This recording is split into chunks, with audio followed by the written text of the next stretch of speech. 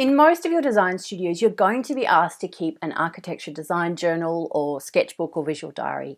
Even if you're not asked to keep a design journal, it's a really good habit to get into. But what exactly is a design journal? What goes into it, and how do you get started?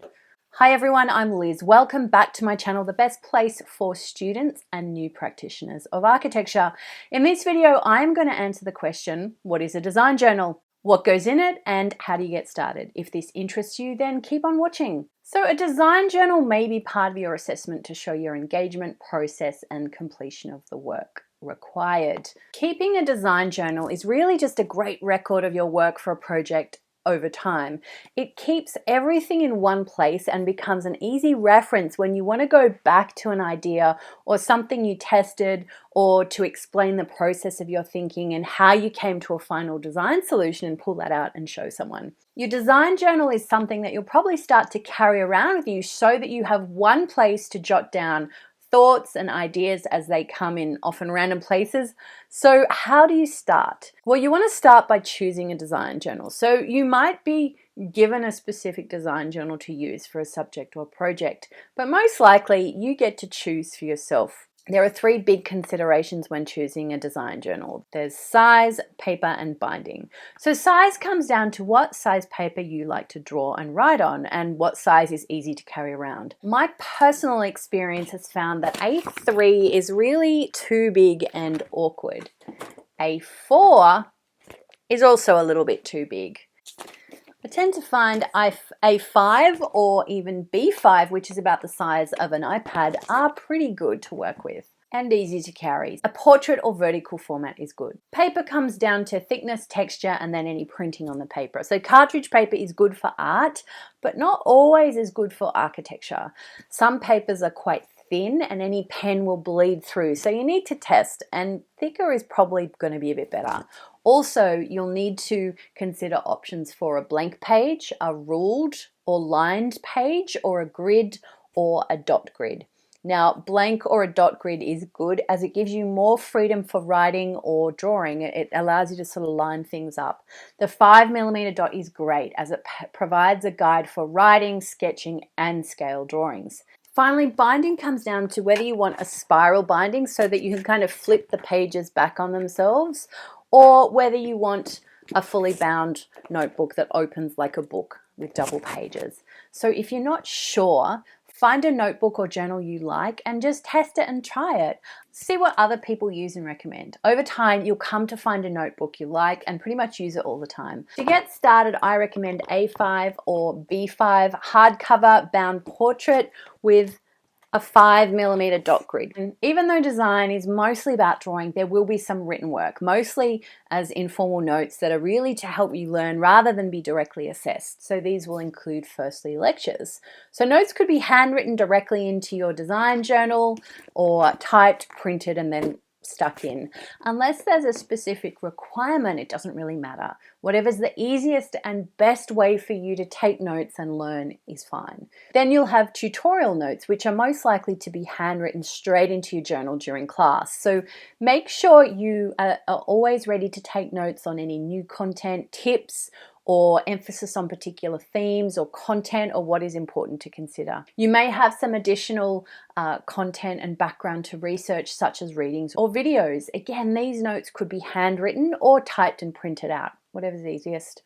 It's also good to jot down any questions or issues you encounter in between classes, just as a reminder to bring them up in your next class.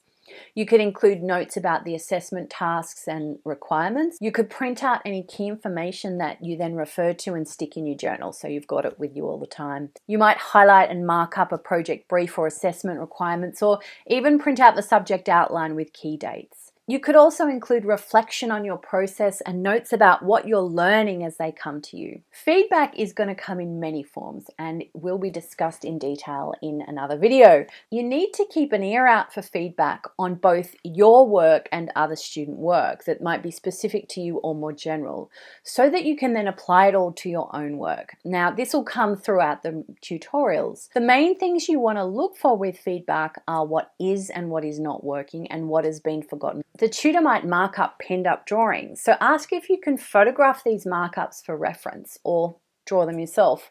The tutor might draw some examples on the whiteboard. You can ask if you can photograph these, or again, in some cases, they might want you to draw and copy them yourself for practice. This is always going to be a better process for learning. You might be given a presentation. Try to avoid just sitting through these and relying on slides. You'll learn and remember a lot better if you take notes, copy things down, and start to think about the content and themes and how it can be applied to your work. You want to take notes from general conversations with your tutor or other students. So ask if you can record the conversation with your tutor and go back and write your notes later for the best result, especially with more formal presentations and crits where you want to be really present and you're trying to take notes like crazy. You may have some in-class activities you complete individually or as a small group. It could be brainstorming on the whiteboard, drawing together, model making, or some kind of research. So make sure you record the outcomes with photographs and scans. It can also be fun to record your work in the process, either in class or at home, just as much as the outcomes. So showing your workspace, the different stages of a model being made from materials to finished product, or the atmosphere in a studio with everyone working is an important part of the process. Now we'll get stuck into what to include for your design process. One of the first things you'll do on any project is undertake a site analysis. Your design journal should include all your work in progress as it relates to the site. So you'll start with desktop research, which includes information you could find through basic research online. You can start to take notes about existing conditions, preliminary analysis and ideas, and any questions that might arise or things you want to have a look at in more detail on site. So you can include plans of the site and immediate surrounds, aerial photographs of the site and surrounds, history of the site. So do some research and take note of important points rather than print out pages of stuff from the internet. You can look into the council or local authorities and look at their restrictions or information about the site, such as zoning plans or flood levels. Try and find some existing reports. There might be soil reports or building reports of existing structures. Now, these last things may not be as important at university, but if they exist or are provided, you can take some notes on the main points and see how relevant they are. Once you reach the site, you can start to include your observations and early ideas through rough notes. So start to put down initial ideas about the site when you're there, what you're seeing and noticing. Include little sketches, studies and diagrams that might be about observations on site or detailed studies of materials or a particular view or something that just kind of interests you that you're not going to perhaps be able to capture at a later date. You want to capture different aspects of the site conditions at different times of the day so you can refer to them later on. So take tons of photographs from all different views and perspectives. As you get into the design process, you can start to look for inspiring examples across several different areas of your work. So starting with typology, you want to look for good examples of the type of structure or building you're designing. Search for the world's best practice and different ways people have approached a similar type of project. And you can print these out and pop them in your journal. Find inspiring examples of an aesthetic or a look or a design approach that is similar to your own ideas about this project, including inspiring examples of design space, materials, or structure. Consider how other people express and communicate their ideas and how you can draw from their ideas for this particular project. You might want to find some examples of graphics and presentation. Consider different model making techniques, materials and ideas, and again, gather those for this particular project. And any other images or ideas that inspire you. Include some notes about why you might have selected a particular example. So what is good, inspiring, or relevant? How does it relate to the content or themes of the subject? And how can you use this idea in your own work? As you develop your design, you want to keep a record of the different ideas, options, and versions and iterations that you explore. So some of these can be done directly in your design journal, while others may be on butter paper or random bits of paper or printed out as digital drawings from software. It doesn't matter about their format, just make sure you stick them in your journal with a bit of tape or glue so that there's a record. This is about tracking the process of all your thoughts and ideas by including sketches. So Test different ideas. It doesn't matter if these are rough, wrong, crappy drawings or even unfinished. Include all your diagrams that show developing ideas and then analysis of your work as you go. Add in any reasoning processes, mind maps, brainstorming, and what you're doing to work through different problems. Include critical analysis and reflection of ideas, drawings, design, research. Take great photographs of all your different rough and working models as you go and make sure that you capture that process. Then you want to test presentation or drawing techniques and styles. So testing different pens, different line weights, how you might draw a tree or a person, that kind of thing. And you can include anything that inspires you along the way that may or may not be connected to the project, but could even be referenced in the future. So this could be things like photographs of objects or buildings or textures or things that you like or inspire you or relate to one of the pieces of content or themes that you've been talking about. You could have squiggles, doodles, and random notes that you put in your design journal or on separate pieces of paper. Again, include little notes about what this thing is. Some additional things you might want to include for ease of navigating through your journal include an index. So at the front of the design journal, you might want to include an index of key content with a page number reference. So even like your week numbers, week 1, page 1, week 2, page 11, that kind of thing can help you find things better.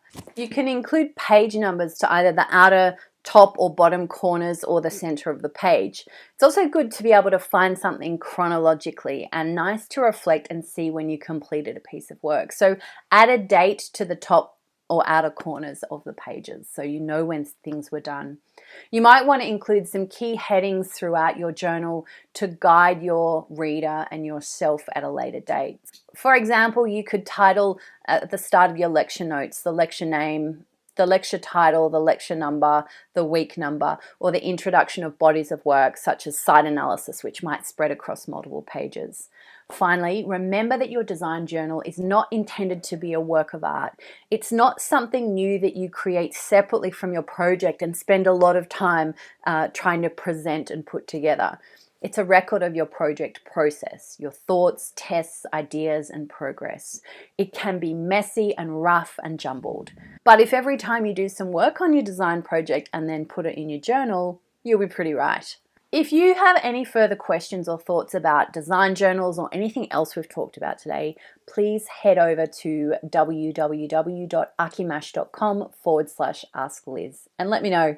If you want to know more, make sure you consider subscribing to this channel because I have a ton of content to share to help make learning, studying, and practicing architecture easier and faster. While you wait for the next episode, make sure you check out some of my other work here or at akimash.com. That's everything for today. I hope you found it helpful and gave you some ideas about a design journal. Have a great day, and I will see you next time.